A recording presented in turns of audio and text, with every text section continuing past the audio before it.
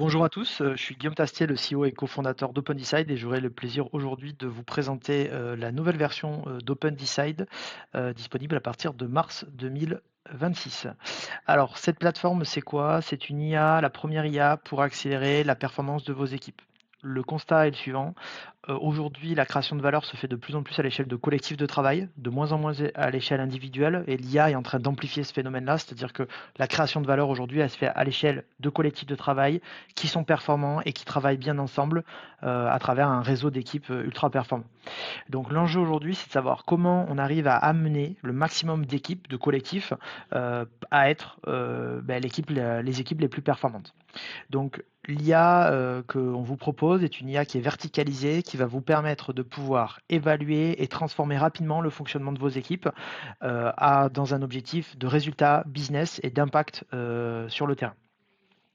Alors, quand vous vous connectez sur opendecide.com, vous aurez l'ensemble de ce que je vous raconte, mais également je vais vous faire une démonstration de la solution. Aujourd'hui, la solution, que nous avons développée, dans la version 1 a été utilisée par plus de 3 500 équipes. C'est sur cette base de données et d'expérience que nous avons pu construire la version 2 que je vais vous présenter aujourd'hui. Alors, ce que permet de faire OpenDecide, c'est de pouvoir, faire ceci, c'est-à-dire passer une équipe d'une somme d'individus à j'ai l'équipe la plus performante entre les mains pour réaliser, l'ensemble des missions, que l'équipe s'est fixée. Alors vous allez avoir plusieurs choses. Donc déjà, il faut savoir ce qu'on a pu découvrir à travers l'ensemble des données, c'est que une équipe passe par plusieurs phases de développement, d'étapes. Et c'est-à-dire que si vous voulez devenir l'équipe la plus performante, vous aurez, et ça qu'on a pu découvrir et prouver, c'est que vous aurez des étapes par lesquelles vous devez passer et vous ne pouvez pas sauter ces étapes. C'est-à-dire si vous essayez de travailler la phase 4 avant d'avoir travaillé la phase 1, phase 2 ou phase 3, vous vous retrouvez juste à perdre du temps et à utiliser de l'argent et de l'énergie inutilement.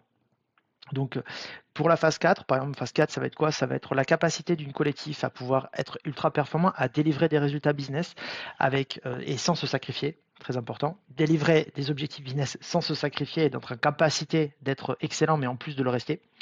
Donc, c'est-à-dire délivrer des innovations de rupture, des stratégies de rupture, d'être en capacité de casser des silos avec les autres équipes. Ça, c'est possible qu'en phase 4, sachant qu'avant, vous devez aller sur la phase 3. Sur la phase 3, vous allez avoir plutôt des sujets autour de la motivation, de l'énergie dans les équipes. Alors, pour la petite histoire, sachez que toute équipe qui râle, si vous avez des équipes qui râlent, ce sont des équipes qui se trouvent en phase 1, 2 ou à moitié de 3. C'est-à-dire, les équipes qui râlent sont ici, dans cette zone-là, ici. À partir de la phase 3, vous rentrez dans des phases de performance très élevées. Sachez aussi que, pour la petite anecdote, on a pu noter que sur les phases 4, les équipes qui sont dans les phases 4 sont des équipes qui sont ultra performantes, mais qui sont en plus, ont une petite cerise sur le gâteau, développent l'humour. L'humour semble être l'aboutissement, le fruit qui en plus apparaît quand vous arrivez à un très haut niveau de performance en tant qu'équipe. Un humour très sain. Voilà, donc c'est assez marrant. Bon, sachez qu'avant, par contre, hélas, les équipes sont plutôt dans ça râle, on va dire, dans les équipes. Donc, voyez ça comme un phénomène par lequel le fait que vos équipes sont pas suffisamment matures ou pas au niveau de performance qu'elles devraient l'être. Quand ça descend, du coup, vous rentrez dans des phases plutôt liées à la cohésion d'équipe, c'est-à-dire le fait que dans l'équipe, le fonctionnement permette de pouvoir parler de tous les sujets, se faire du feedback, parler des vrais sujets ensemble, pas mettre des sujets sous le tapis, et aussi d'être en capacité de pouvoir s'entraider de manière efficace au sein de l'équipe. Dans les phases 1, vous allez avoir quand même un certain nombre d'équipes qui sont, elles, plutôt dans des situations parfois un peu compliquées, où il y a des clans, il y a des héritages négatifs qui ne disparaissent pas même si vous renouvelez les membres d'équipe. Il y a aussi des problématiques liées au fait que beaucoup d'équipes sont en mode pompier, c'est-à-dire on passe d'une urgence à une autre urgence, à une autre urgence, à une autre urgence, sans jamais se poser et réfléchir. Sachez que ça, c'est possible et ça impacte vraiment toutes les typologies d'équipes. La phase 1, vous allez aussi avoir un phénomène qui est pas très marrant, par contre celui-là, qui est la génération et la suppression de boucs émissaires, c'est-à-dire que les collectifs n'allant pas bien, une équipe en phase 1 ne va pas forcément super bien. Le résultat, c'est que vu que ça dysfonctionne, le collectif va essayer de trouver des solutions simples à ces problèmes, c'est-à-dire que souvent ça se tourne vers une personne dans l'équipe qui parle un peu plus fort que l'autre et le collectif va finir par considérer que c'est cette personne-là qui pose problème, le manager ou un membre d'équipe, et va pousser cette personne à quitter le collectif.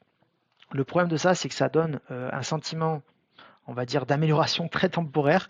Le problème, c'est que 4 à 3 mois, 6 mois plus tard, vous vous retrouvez dans une situation où il y a à nouveau un bouc émissaire qui apparaît dans l'équipe et qui est poussé aussi vers l'extérieur. Et il y a des équipes qui font ça pendant des années. Voilà. Le but d'OpenInside, c'est de vous positionner, l'IA va vous permettre de vous positionner sur cette courbe, sur cette trajectoire, et va vous permettre de passer le plus rapidement possible de la phase 1, phase 2 ou phase 3 à la phase 4 et d'y rester le plus longtemps possible. Sachez qu'aujourd'hui, on estime qu'il faut entre un cycle à 6 cycles d'amélioration, je vous en parlerai juste après. Donc c'est globalement, il vous faut 6 mois à 18 mois pour pouvoir passer de la phase 1 à la phase 4. Et après, bien sûr, vous pouvez utiliser la solution pour vous maintenir en phase 4, parce que forcément, c'est un travail en continu pour rester excellent en tant qu'équipe. Voilà. Vous avez la possibilité via le site web, avant de vous expliquer un peu le fonctionnement et de vous faire la démonstration, sachez que vous avez aussi la possibilité d'aller voir par typologie d'équipe comment OpenDesign est utilisé, aussi bien par des équipes de direction, des équipes commerciales, des équipes marketing, corporate, ingénierie, opération. Et pour chacune de ces équipes, vous avez la possibilité, par exemple dans l'équipe de direction, d'aller voir aussi les défis les plus fréquents qu'on a pu observer dans les équipes de direction. Sachez que, par exemple, dans d'une typologie d'équipe, sachez que par exemple, ces problématiques-là sont des problématiques qui disparaissent en fonction de mesures de l'amélioration de votre efficacité d'équipe. C'est-à-dire, plus votre équipe est mature et plus elle est performante, moins vous avez ce genre de problèmes qui apparaissent dans l'équipe. Voilà. Alors, justement, comment on améliore l'équipe? Alors, pour améliorer l'équipe, vous allez faire ce qu'on appelle des cycles d'amélioration. Ces cycles d'amélioration, ce sont comme des sprints, c'est-à-dire ça vous permet avec votre équipe de lancer une phase d'amélioration où vous allez scanner, comprendre ce qui se passe dans votre équipe, donc à travers un questionnaire de 12 minutes qui est analysé après par l'IA pour comprendre ce qui se passe dans l'équipe, qui vous permet d'aller détecter en étape 2, concrètement, c'est quoi les points de blocage et les causes racines qui font que votre fonctionnement d'équipe est là où il en est aujourd'hui, indépendamment des individus qui s'y trouvent à l'intérieur. À partir de là, vous aurez l'ensemble des éléments nécessaires pour pouvoir débriefer en tant qu'équipe, c'est-à-dire refléter sur vos résultats et prendre conscience ensemble, aligner vos perceptions et pour pouvoir savoir comment on améliore notre fonctionnement d'équipe pour être plus performant dans les jours, dans les semaines à venir. Étape 4, la plateforme va vous fournir l'ensemble des ressources nécessaires pour pouvoir cranter plus rapidement, implémenter un nouveau fonctionnement et vous permettre du coup d'être plus performant collectivement derrière. Et l'étape 5, c'est une étape de validation qui va vous permettre de pouvoir mesurer le retour sur investissement entre l'énergie que vous avez dépensée pour améliorer votre équipe versus vos résultats business. C'est-à-dire, est-ce qu'on a amélioré l'efficacité de notre équipe? Est-ce que ça a augmenté notre chiffre d'affaires? Est-ce que ça a augmenté notre satisfaction client, etc., etc. Je vous en parlerai un peu plus à la fin de cette vidéo sur cette partie mesure du ROI, mais aussi ce qui vous permet de pouvoir avoir du meilleur pilotage de vos efforts d'amélioration de votre efficacité interne au regard des fruits que vous portez au niveau global en termes de business. Voilà, donc la démo, vous allez avoir possibilité de pouvoir retrouver quoi dans la démonstration? Plusieurs éléments. Vous allez retrouver donc l'équipe que vous managez ici, l'équipe dont vous êtes membre, donc c'est-à-dire l'équipe de direction par exemple à laquelle vous appartenez. Donc par exemple, je suis directeur d'un service client, j'ai mon équipe ici, et là c'est l'équipe de Codir à laquelle j'appartiens au niveau de la zone IMA par exemple. Donc quand je clique sur mon équipe en question, je vais pouvoir retrouver plusieurs éléments. Déjà, l'évolution de mon équipe à travers les différents cycles d'amélioration entre la phase de fondation et la phase phase 4 de performance. À tout moment, vous avez la possibilité, à travers la plateforme, de pouvoir discuter avec l'IA. L'IA va vous permettre d'avoir ce fil rouge, en tout cas d'un expert à portée de main pour pouvoir comprendre vos résultats. C'est une IA qui a été entraînée spécifiquement sur l'efficacité d'équipe, sur la performance d'équipe. Donc c'est vraiment une IA qui est verticalisée. C'est pas une IA comme ChatGPT ou Claude ou comme Grok ou autre. Ou comme copilote. C'est-à-dire c'est une IA qui est spécialisée, verticalisée sur la performance de travail d'équipe, l'efficacité d'équipe. Voilà. Donc elle va vous permettre de comprendre ce qui se passe dans votre équipe et vous aider à cranter un nouveau fonctionnement en tant qu'équipe. Voilà. Vous pouvez lui poser toutes les questions en lien avec ça. C'est une IA qu'on a développée, on est parti d'une base open source qu'on a surentraînée du coup sur ces sujets-là. Et bien sûr, elle est entièrement sécurisée pour vous permettre de pouvoir profiter de ces différentes fonctionnalités. Ensuite, donc, vous avez la possibilité d'aller continuer là où vous en êtes en tant qu'équipe, sachant que à chaque fois, là, pour un nouveau cycle, vous serez amené à répondre à un questionnaire. Ce questionnaire, il prend 10 à 12 minutes, très rapide. Il pose que des questions sur le fonctionnement de votre équipe, pas sur les personnalités des membres d'équipe, ce que vous pensez d'un autre membre d'équipe. C'est pas le sujet ici. Le sujet, c'est OK, on est une équipe, comment on fonctionne le mieux possible ensemble pour atteindre notre objectif. Donc, les questions sont vraiment axées sur le collectif et sur les effets que votre fonctionnement actuel a sur vous-même en tant qu'équipe. Ensuite, vous avez la possibilité directement, une fois que tout le monde a répondu, tous les membres d'équipe répondent, vous avez la possibilité de pouvoir voir vos résultats en tant qu'équipe, et c'est-à-dire d'évaluer où votre équipe se trouve entre les deux extrêmes, c'est-à-dire la collection d'individus et le fait que vous soyez devenu la meilleure équipe de votre organisation.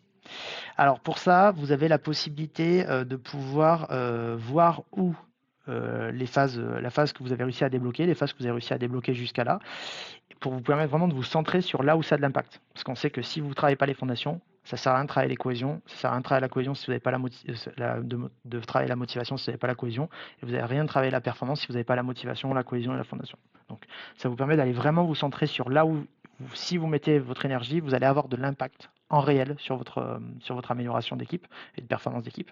Quand vous cliquez, vous avez la possibilité de visualiser concrètement où est-ce que ça bloque, si je puis dire.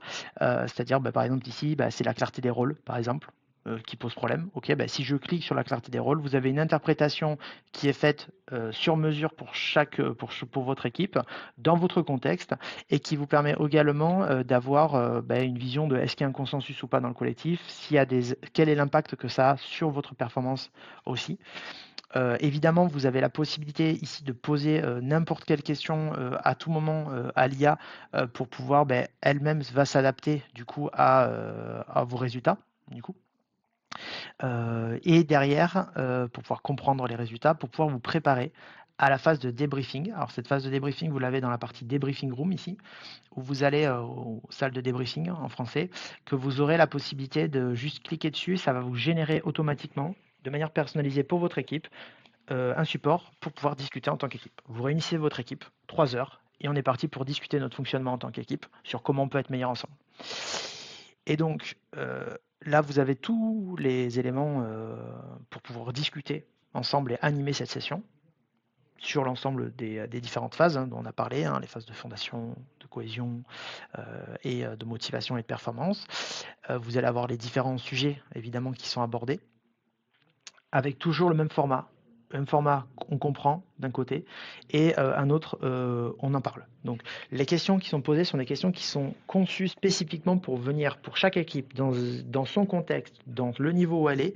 Donc l'IA va adapter à chaque fois pour avoir les questions qui vont bien pour que tous ensemble autour de la table en tant qu'équipe vous répondiez collectivement à cette question-là.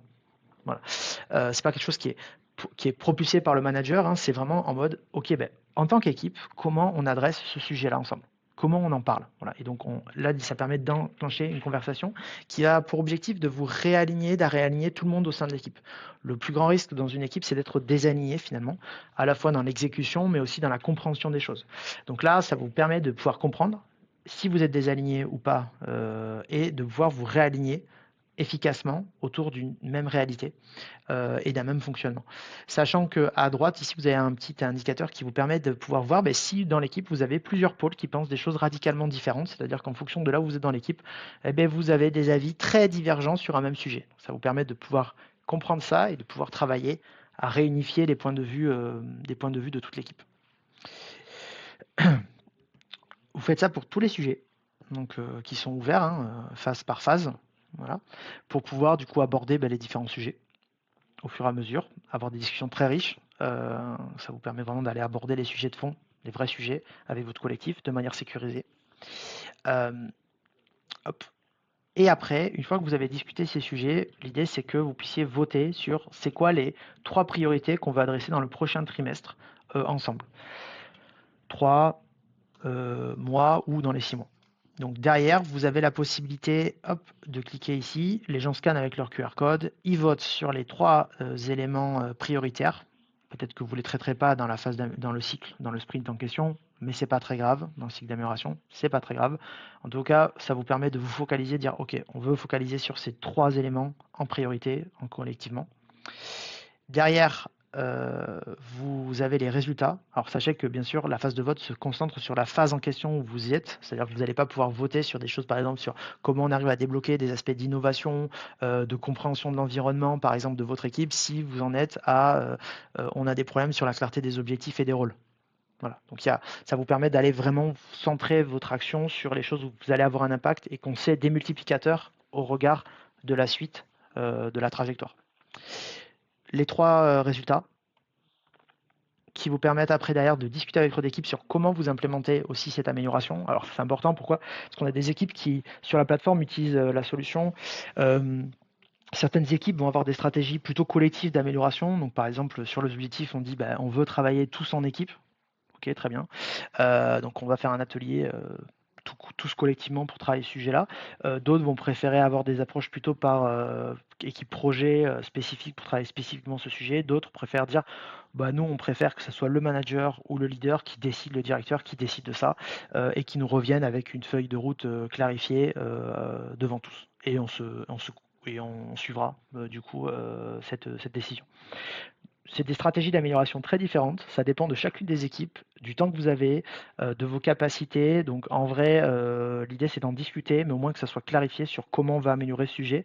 Par exemple, là on décide d'aller en équipe, on va la jouer collectif, et prendre le temps de travailler les objectifs tous ensemble, et de clarifier les objectifs et la compréhension des objectifs tous ensemble. Et donc par exemple là vous décidez que telle personne est responsable et que on va travailler ça pour telle date avec un workshop. Sachant que vous allez voir les ressources, on vous fournit des ressources pour pouvoir le faire derrière. Une fois qu'on a fait ça, hop, on termine la session de débriefing. Là, on vous conseille de faire un repas ensemble, passer un petit moment sympa. Après les 3 heures de discussion, souvent c'est un très bon moment. Et vous pouvez après derrière discuter tous ensemble autour d'un repas. En tout cas, c'est ma recommandation. On regarde des expériences qu'on a pu avoir sur les équipes. Et après, il y aura la phase d'amélioration. Donc c'est la partie station d'amélioration que vous trouverez en haut à droite, qui vous permet de retrouver toutes les sujets prioritaires de travail que vous avez fixés en tant qu'équipe, en disant ok, sur le prochain trimestre, on veut bosser spécifiquement la clarté des objectifs parce qu'aujourd'hui c'est pas clair, c'est pas partagé, on ne sait pas où on va exactement ensemble, on ne converge pas comme on devrait converger ensemble sur nos objectifs.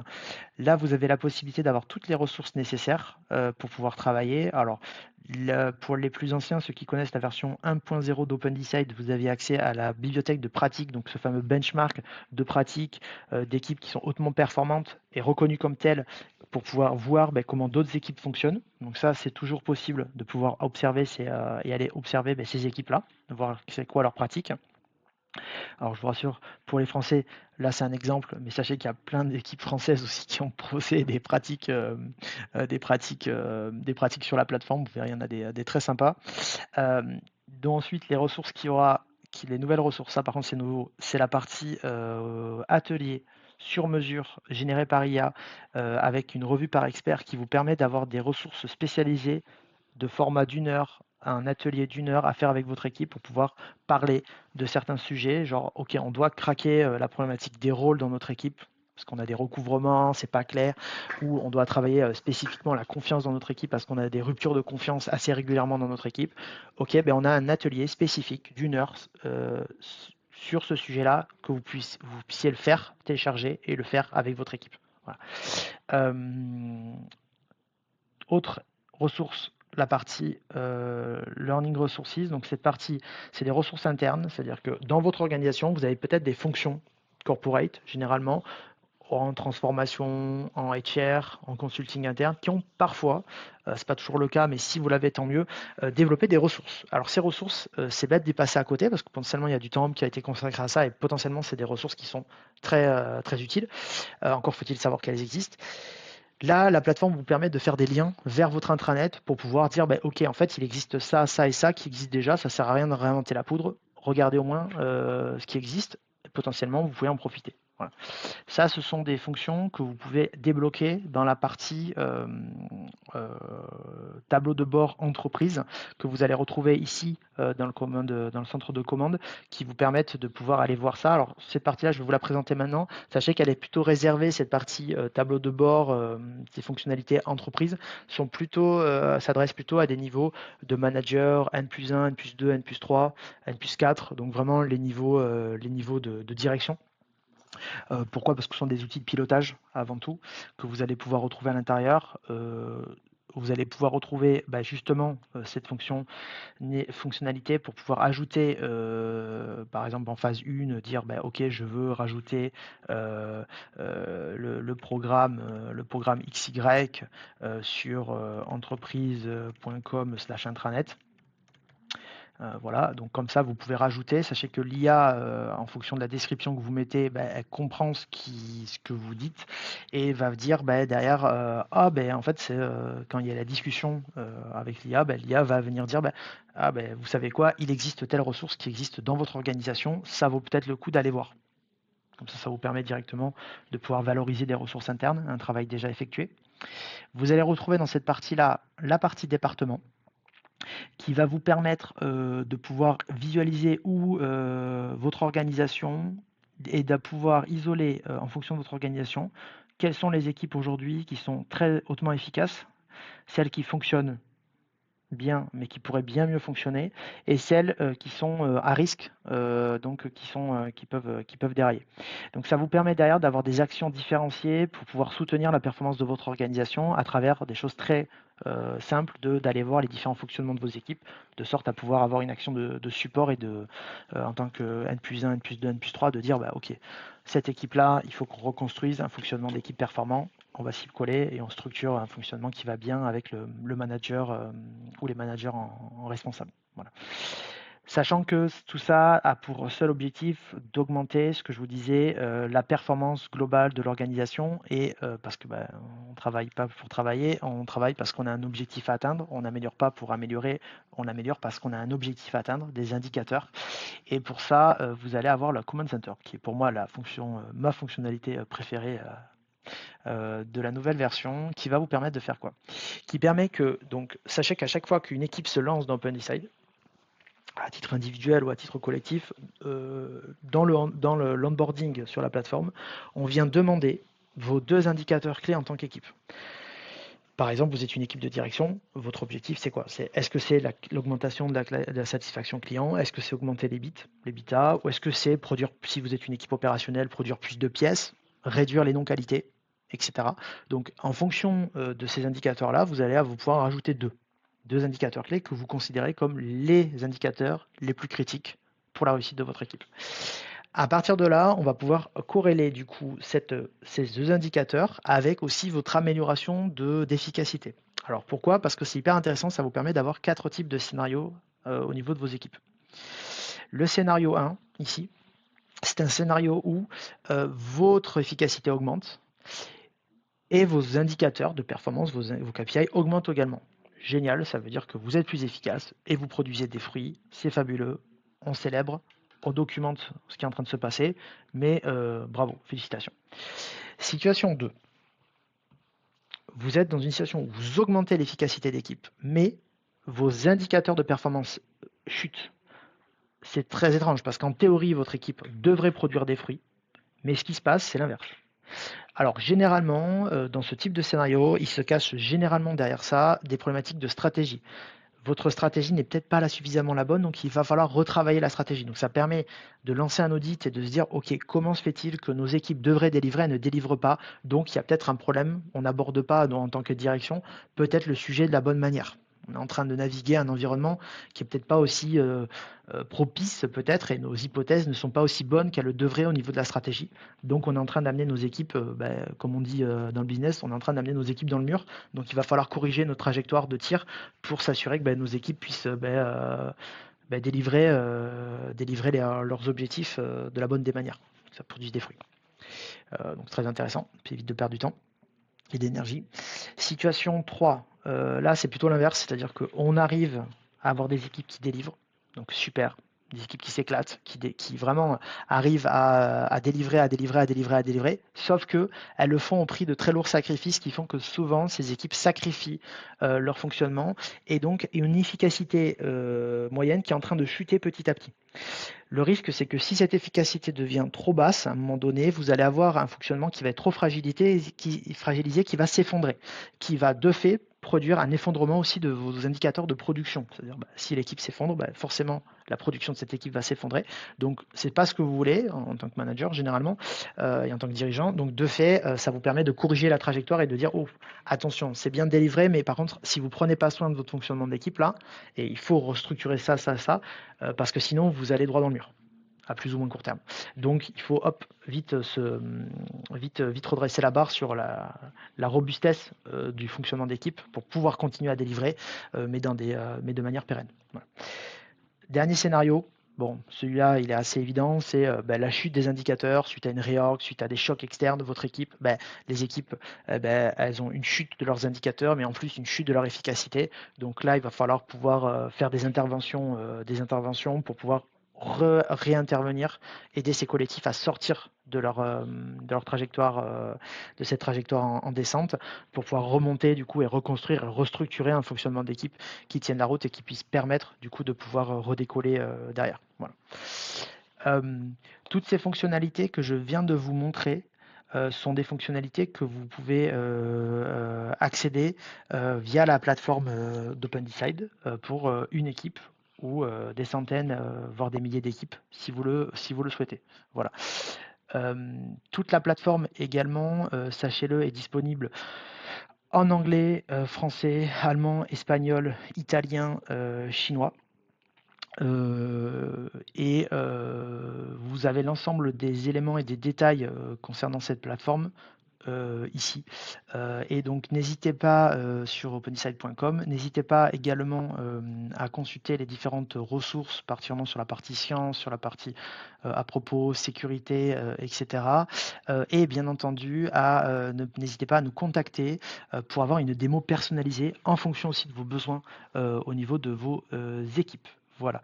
Un grand merci pour votre écoute et puis au plaisir de discuter d'OpenDecide pour vos enjeux stratégiques et faire de vous les meilleures équipes de votre pays et potentiellement de la planète. Voilà. En tout cas, passez une très bonne journée et puis au plaisir de vous retrouver sur opendecide.com.